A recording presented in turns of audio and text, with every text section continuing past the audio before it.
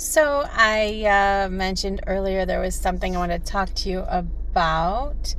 Let's talk about stalking. I don't know if any of you have ever been on the receiving end of stalking behavior. I'm messing with the air conditioner because it's hot in here, but it's really loud. I have a couple times in my life, and they're different motivations for stalking. I think much of the time with run-of-the-mill stalkers, unfortunately, there is not a clear reason for it.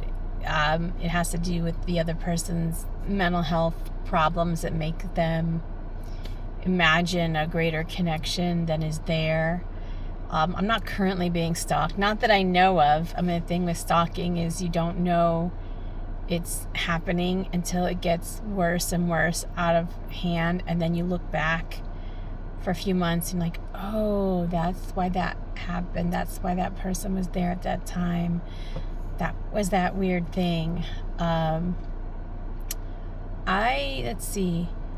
I've had a couple situations of it in my life. I have had it happen where I did know the reason for it when I was a freshman in college. Let's be vague. Let's say a person employed by the university system harmed me,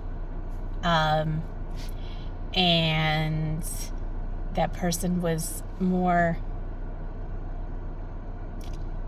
valuable on the economic totem pole of human life than I. And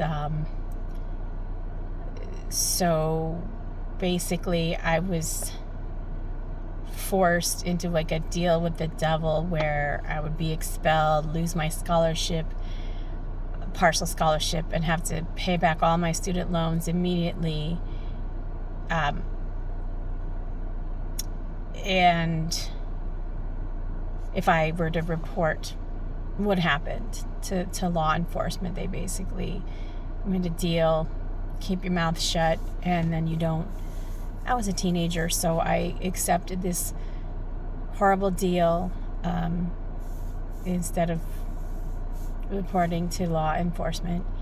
And so throughout my years in college, the perpetrator would like periodically harass me by the phone, like especially at the beginning of each year, to make sure I wasn't going to, come out and talk to cops or the public or something. And also, as it got closer to graduation time, because then this individual knew, well, once I graduate, they can't expel me from the university or take away my scholarship to keep me quiet.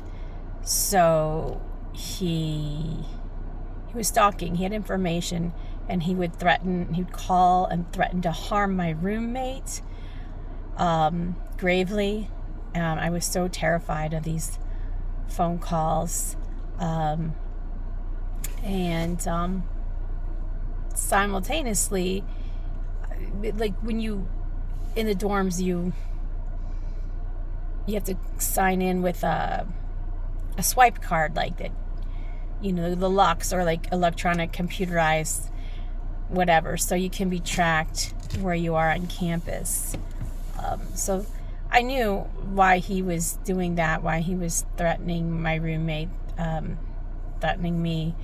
But other times I had gotten stalked because I was kind to someone without realizing that these persons like had a mental illness, and that there were a reason that these people were ostracized.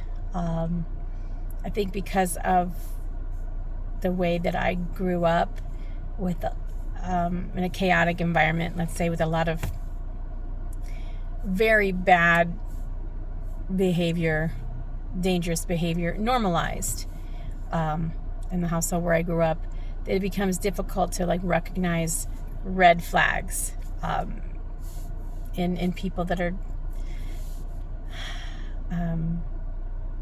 problematic or suffering a disorder that would interfere with their rational thinking and their self-control and things like that.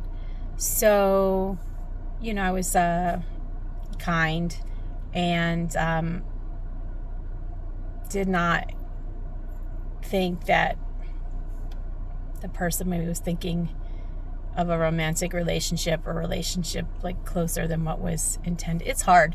Look at me. I'm using all this academic language because it's like all these situations were actually traumatic. One of these situations, a person that I was kind to, that was sort of a friend, end up like stalking me all the way across the country. Like multiple law enforcement agencies were involved. It was rough. And the first situation I mentioned there, these things are traumatic. They stick with you forever. So if you are going through it, or you have gone through it, and then like the pain and the fear of the situation comes back sometimes, I'm sorry. That is rough, but it's a real thing that happens. It's not your fault, because I think intense stalking is a very unnatural red flag behavior. Yes, human beings are curious, and yes, human beings look into each other's backgrounds, or information's easily available online, and people will casually look someone up of interest to them online. Oh, I wonder, look at that nice house I drove by. I wonder what that looks like on site. One of it's on the market. Maybe like look at Zillow or something. Or, oh, I'm going to be meeting a friend of a friend, for a business thing. Maybe I will look up their background or resume or something that's innocuous. So I think humans being curious is normal and natural. Humans doing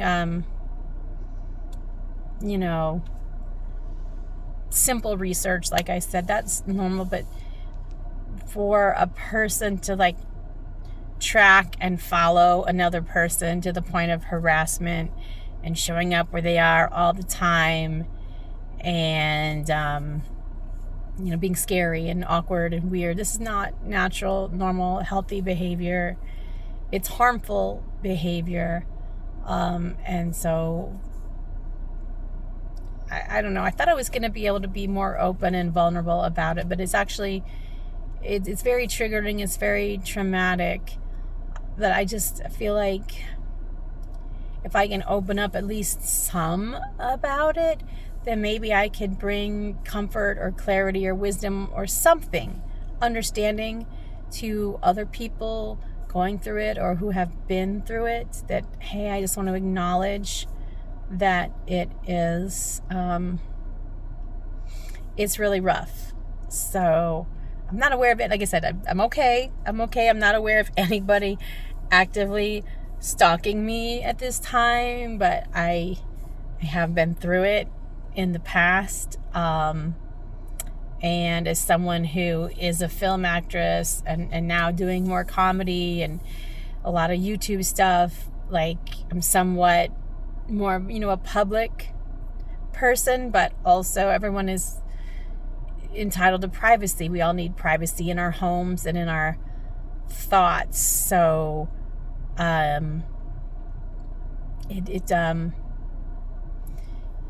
it's come up in my mind as I'm becoming more well-known, and I'm encountering people who like know me from my work, but I don't know them or know them as well. And I want to be warm and welcoming and open to strangers. I want to be able to be kind to people, but I don't want to go through the stalking again. It's dangerous. And make no mistake. Again, I'm not talking about people who are a little overeager to be your friends. I'm talking about like serious stalking. I've been through it And they do ultimately do very scary things. So take it seriously. And if someone that you know is experiencing it or has experienced it, please be understanding that it's real, it's dangerous. Anyway, take care, guys. Have a good day. Find art and beauty, all the stuff I always say to you guys.